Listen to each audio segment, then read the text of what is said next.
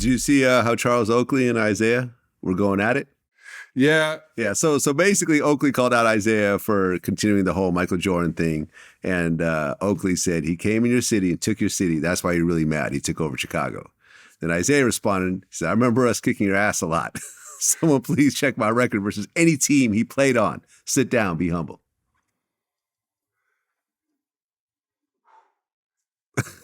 Charles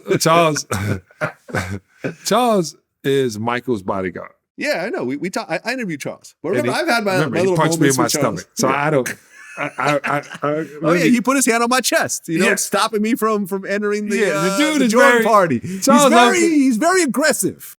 My man Reggie Saunders from Jordan Brand put me and my man on the list, and you were walking in, and we were walking kind of behind you, and you turned around and you put your hand on my chest and said, "Hey man, don't play me like that."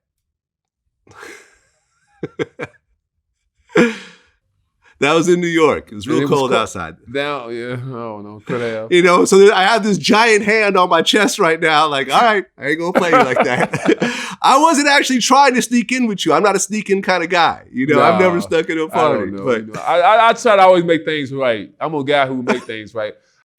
Very aggressive guy. Yes. I don't recommend pissing Charles off because he had no problem in fighting. He'll swing at you, yeah. Even today. But the other thing Charles said is Isiah wants Michael to be his friend. And Isiah, he don't want to be your friend. And, he made a joke of that. Mm-hmm. But Isiah is the right one in this situation. He did come in, well, let's get some truth. He did become the face of Chicago. And Isiah wasn't the face of Chicago because he played for Detroit. That part is true. But we won.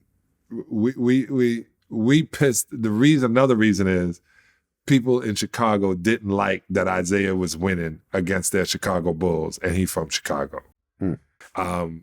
But Charles has to realize, Isiah, and I told you this on this show, I played with everybody, but there's nobody like this 6-foot kid from the south side of Chicago. There's nobody like it. I've watched him do miracles at 6 feet tall. When everybody else is 6'6", 6'7", referees on your side, the lead is on your side. You have to understand, we were not part of the script. We interrupted the script. And if you don't believe there's a script, we interrupted the script. Right. Well, because Jordan was bigger than the sport at the time. Yes. He was the Messiah, the Black Jesus, all those names during that time.